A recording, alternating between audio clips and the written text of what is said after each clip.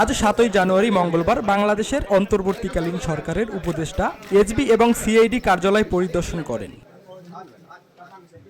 স্বরাষ্ট্র উপদেষ্টা পরিদর্শনকালে বলেন, বৈষম্য বিরোধী ছাত্র আন্দোলনে আহতদের বাংলাদেশ পুলিশে নিয়োগ দেওয়া হবে। তিনি আরো বলেন, আরো এক ধাপে ট্রাফিকে ১০০০ জন শিক্ষার্থীকে নিয়োগ দেওয়া হবে। যে বৈষম্য বিরোধী ছাত্র আন্দোলনে আমাদের অনেক নিহত হয়েছে এবং অনেক আহত হয়েছে। আমাদের যারা আহত হয়েছে তাদের একটা কর্মসংস্থানের কিভাবে ব্যবস্থা করা যায়, আমরা আমাদের এই ডিপার্টমেন্ট, পুলিশ ডিপার্টমেন্ট থেকে আমরা অলরেডি একটা প্রপোজাল পাঠিয়েছি যে যারা আহত হয়েছে তাদের আমরা কিছু যেন আমরা পুলিশে অ্যাবজর্ব করতে পারি। প্রায় ১০০০ ছাত্রদের আমরা এই ট্রাফিক নিয়োগের জন্য আমরা একটা প্রপোজাল পাঠিয়েছি। আমরা এই পর্যন্ত ৪০০ জনের মতো নিয়েছি। প্লাস আমরা আরেকটা প্রপোজালও আমরা পাঠিয়েছিলাম, মানে পাঠিয়েছি যেমন রিটায়ার্ড আমাদের police, BGB, Ansar, army, navy, এয়ারফোর্সে ঠিক আছে, তাদের থেকে কিছু রিক্রুট করে এই ট্রাফিক ডিউটিতে লাগানোর জন্য। বাট এইটার রেসপন্সটা খুব কম, মানে অনেক, আমি ভাবছিলাম যে তারা অনেকে আসতে চাবে, বাট ওরকম আমরা খুব একটা বড় সংখ্যা পাই নাই।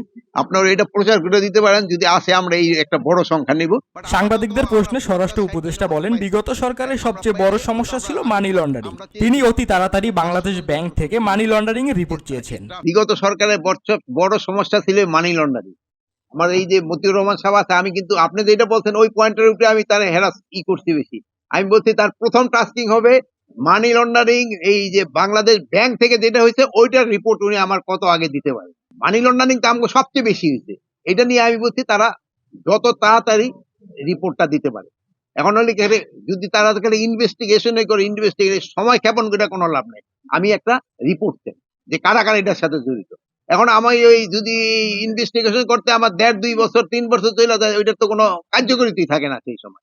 বিভিন্ন নেতাকর্মীদের দেশ থেকে পালিয়ে যাওয়ার বিষয়ে তিনি বলেন, ৫ থেকে ৭ তারিখের মধ্যে সকল নেতাকর্মী পালিয়ে গিয়েছেন। তখন অন্তর্বর্তীকালীন সরকার গঠন হয়নি এবং গঠনের পর থেকে কেউ বাংলাদেশ থেকে পালিয়ে যেতে পারেনি। ওই সময় অনেকেই পালায় গেছে, এটা অস্বীকার করার কোনো উপায় নেই। ওই সময় অনেক পালায় গেছে, বাট এরপরে গেছে কিনা আপনারা দেখেন, এরপরে হইছে কিনা, যে সময় আমরা অলরেডি পাওয়ার নেওয়া হয়েছে এরপরে হয়েছে কিনা যদি হয় বলেন। এখন যে সময় আমরা ছিলাম না, আর যে সময় একটা দেশে এইরকম একটা অরাজকতা পরিস্থিতি, সেই সময় তো অনেক কিছু হয়েছে। ইভেন কেন দিয়েও চলে গেছে, এই পার্শ্ববর্তী দেশেই তো সবচেয়ে বেশি বর্ডার দিয়েও চলে গেছে। স্বরাষ্ট্র উপদেষ্টা অন্তর্বর্তীকালীন সরকারের ৫ মাসের অর্জন নিয়ে বলেন, বাংলাদেশ পুলিশ, বাংলাদেশ আনসার বাহিনী এবং বিজিবি এর কি অবস্থা ছিল, এখন আগের থেকে ডেভেলপ করেছেন তারা। আইন শৃঙ্খলা পরিস্থিতি এখন যেটা আছে এতে আরো উন্নতি হতে হবে, এটা আমাদের আশা এবং আপনাদেরও আশা, এবং আমরা এটা যেন আরো উন্নতি হয় এই জন্য কিন্তু আমরা সবসময় চেষ্টা করে যাচ্ছি। মাহমুদ রাহাত, ভিওডি বাংলা,